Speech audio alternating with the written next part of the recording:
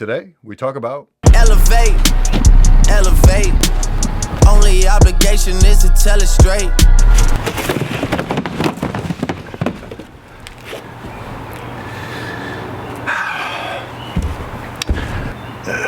no blood, so worth it. All right, so it's getting dark. I'm gonna try a little bit more unconventional style here. Dumb down the production, and let's just rip these open and call it a day, shall we? All right, well, guerrilla style continues. This kind of thing would have bothered me not too long ago, but I'm glad I'm over that. So that this not so ideal condition, but at the same time, good enough, can allow me to continue with this. Stop being such a perfectionist. Here she is. Guys, don't be mad at me. I know I was trying to talk myself out of getting these on the last Air Max 180 video, but had to do it. Brat.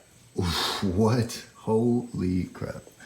Well, first impressions, I am actually very glad I pulled the trigger, just from the standpoint of, you know, I'd been looking at them over and over, but what actually ended up having me make a decision was the fact that a lot of connoisseurs of the shoe pointed out how unique this leather felt compared to any other product they'd ever seen, shoe-wise, I guess, that had this kind of material on it. So that, coupled with the fact that, you know, the Air Max 180, not craze, but what would you call it? The focus on the Air Max 180 seems to have come and gone from earlier this year. So I felt safe buying this, thinking a retro was not going to come out. And again, for those that are still in the dark about this, this is the Air Max 180 Opium. Opium, I believe, correct me if I'm wrong, boutique in France. And they got this collaboration with Nike to work on the Air Max 180. In some people's estimation, one of the best Air Max 180 collabs of all time. You know, love that Iraqi style camo, not too loud, but to bring it back to my one complaint, bruh, what are those? That is very unfortunate. I am very disappointed in that. Not enough to make me unhappy about picking these up, but a little disappointed in the seller. But with something this rare in my size, you kind of have to get what you get. On top of the fact that, lucky for me, I actually wear my sneakers, so I may have ended up causing this myself, although I tend to like to think that I take better care of my shoes. And something that supports me in that decision is the fact that there's no way I am not putting these in, so stay tuned for that. Guys, some of you are gonna be mad at me, but Bob, busting my cherry on Under Armour. Had yet to bite the bullet on a pair, but you know, just something told me I probably should. So this is a pack, which is actually something I am not happy about, but unfortunately, given the circumstances, this is what had to be done. So this is the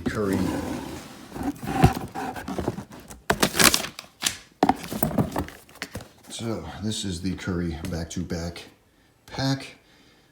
Unfortunately, not a back-to-back championship pack, but a back-to-back MVP pack. And, you know, it would be kind of hypocritical for me not to get this simply from the standpoint of its historical significance and obvious connection to Steph and the unbelievable things he does on the court.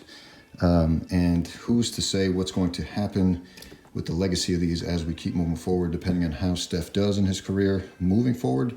Because, you know, I'm hoping this is me being right about having learned my lesson from LeBron and actually hating his sneakers and thinking they were ugly and everything in between, until I finally have learned to appreciate LeBron, and in that have luckily learned to appreciate his sneakers and regret not getting them sooner. So this is me, again, paying close to retail on these. Unfortunately, retail for these was a little bit higher than usual because it's in a pack with a second shoe that I wasn't super pleased with, but in order to get this, which I felt was the best colorway of the, I believe this is the Curry 2. Curry 1. But with the Curry 2, You know, another thing that's really detracted from Under Armour for me in general, that made me not pull the trigger on these sooner, is, like I had mentioned with Adidas, Under Armour also not the most adept at storytelling, at least in this department. You know, especially with their legacy and their story speaking for themselves as a brand in general, with their relation to athletics in general, and I would say a closer tie to baseball, just based on, again, my own personal experience with Under Armour and how I've been exposed to Under Armour and the kinds of people I've met that rock Under Armour. It's never a basketball friend, or in my lifetime, it hasn't been a basketball friendly thing until Steph. So I will gladly respect that. And with that said, if we're going to be talking about the Steph 2, I will say, for those that recall the lows that everyone was trashing as white dad shoes and you know, nurse shoes and all that, old people shoes and all that, I'm not gonna lie to you, I actually don't think that's such a bad thing. I actually would, just look speaking, I would prefer it to this one I'm holding in my hand. I actually do dig that Curry low. I'm actually fairly surprised that it got clowned as much as it did.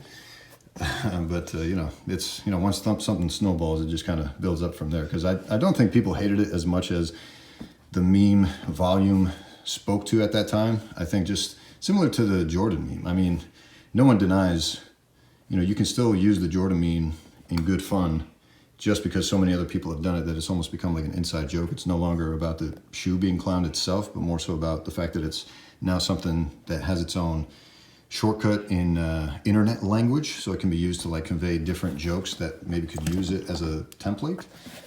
So only because it had gained so much traction for whatever reason. So that's why I don't hate on it too bad. On top of the fact that I actually thought it was fairly good looking. But regardless, this is the back-to-back MVP pack. First time unanimous MVP. You know, very significant, especially in the context of sneakers, and allowing me to justify getting this. And lastly, just the fact that my style of play has been very similar to Steph's. Obviously, I am not as effective, but you know, it is what it is. So here he is. If I end up regretting this purchase, you know, that's fine. Could always figure it out later, but yeah, whatever. And last but not least, you guys are gonna get mad at me for this too, but whoops.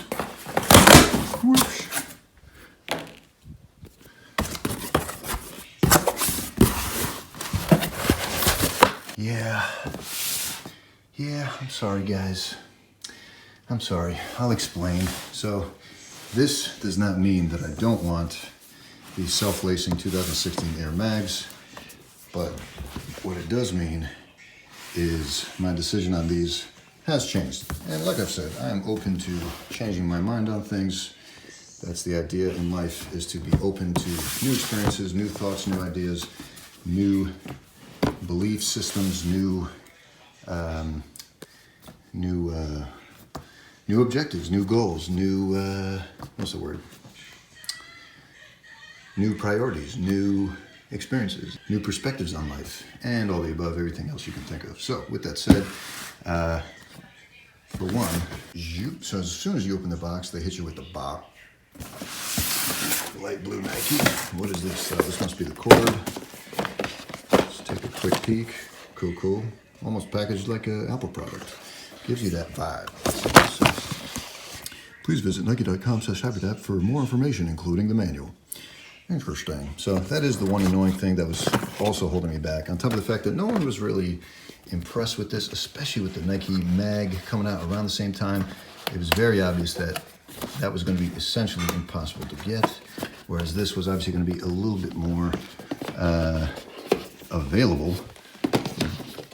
Not that that makes it okay for people to spend $720 on it if they don't have it, but you know, it makes sense to me that this costs that much. I know, Bob. This was the OG colorway. So some of the reasons that convinced me to pull the trigger is the fact that at the end of the day, this was a step forward for Nike. It's very obvious that they are going, It's very obvious that they're going to improve on this. This will not be the last we hear of this, but I kind of want to make the parallel to the original iPhone. I mean, it's fascinating to forget and then remember that the original iPhone didn't even let you copy paste. I can't even recall how bad the camera was on it, and it really didn't have a lot of basic features that we've come to expect today. So, but without that first iPhone, we would not be where we are today. So in that context, and especially with my style of shoe collecting, and the other reason, I was very pleased that the resale prices on these had actually floated very close, luckily in my size, to retail prices, which again, when you hike up the retail prices, it's going to correlate with less reselling volume and higher chance of getting it for retail, which for most people is still a unfortunate thing because you know, their method of obtaining shoes is to, you know, either stand in line or have connects or all that kind of stuff. But if the baseline price is high, it's going to hinder a lot of people from getting it in that context. So for people like me who don't have those kinds of connections and are able to and have gotten used to spending way over retail price to get shoes they want, something like this for $720 or a little over that is a little bit easier to swallow. Am I happy I had to spend that much to get these? No, but hey, I've spent a lot more on a lot of other models that I wish I didn't have to, that had much lower retail prices, but that's just how the game goes, you know what I'm saying? And that's pretty much it, guys. By the way, real quick hack for this initial part of a lace swap, if you want to do it as quick as possible, as efficient as possible, and you're always worried about not getting the lengths right at first and having to start over, I found the easiest way to get around that is just put your two laces through the top of the first eyelets of the end. So the simplest way to do this from scratch is start at the end eyelets towards the front of the shoe. Just go ahead and stick them in, pull them in just a tiny bit. Come on, come on. And then before you go any further, grab both of them. Grab both.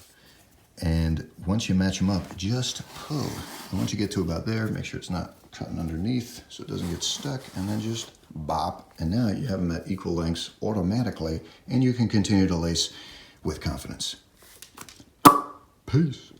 Well, there you go, folks. Much better look, in my opinion. Let me know if you disagree, but you won't be able to change my mind, I don't think, regardless. Appreciative to have these. Again, I think just the fact that I'm fairly confident these won't ever retro, and if they do, I can't see them using this exact same material. It's just very hard for me to imagine Nike doing that. Just got to clean this up a tiny bit, although I'm already over it, kind of. And otherwise, this is in fantastic shape, especially for such a rare, more of a collector type piece. So I'm all right with it. So yeah, that's pretty much it.